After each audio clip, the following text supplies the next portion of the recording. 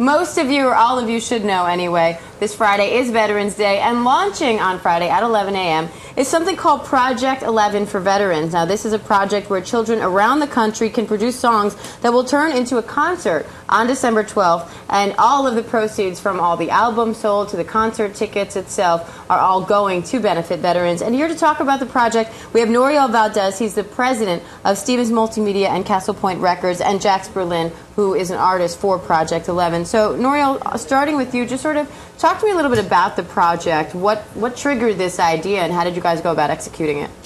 Well, the entire project came about when our faculty advisor, David Musial, was invited to an interview at Sirius XM Radio, and he met a woman by the name of Cynthia Arton, who is a philanthropist, specifically dealing with Veterans Affairs and, you know, helping rehabilitate veterans who come back.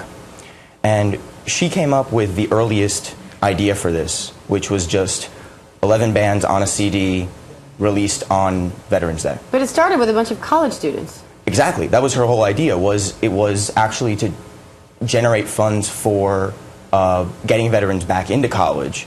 After a lot of evolution and a lot of deliberation, Professor Musial realized this isn't really his territory, it's ours.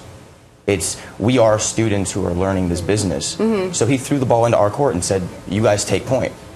And we did a lot of research on our part, found out a lot about the GI Bill and about those educational benefits, and we decided at the end of it to transform the event from something very dedicated to one area and instead go ahead and open it up to just helping veterans in general that are our age going overseas and fighting so we have certain essential freedoms, you know, not the least of which is the freedom to go to college and get an education. And this started at the Stevens Institute of Technology, but it's not just limited to people from your school now. Not at all. We're looking for, we are seeking submissions from students from any school in the United States. So how can people get involved? How can they submit? And how is this all going to come together on Friday? Okay. On Friday, we launch the submission application on our website, project11.org. And any artist who decides to write a song for us can go to that website, record the song onto an MP3, upload the MP3, upload your lyrics, fill out a quick form. The whole process takes about 30 seconds, and you send your song over to us. We listen to it, we work with you on it, we take your art to the next level, make it something you can go ahead and record, and we give you the go-ahead to go to the studio, record it. At the end of the entire project, we select the 11 best tracks, the top 11 tracks, put them on an album and submit them to digital storefronts like iTunes, Napster, Amazon, etc. And that's not really the end of it, though. Every single track that we have submitted will end up on our website as a bonus track.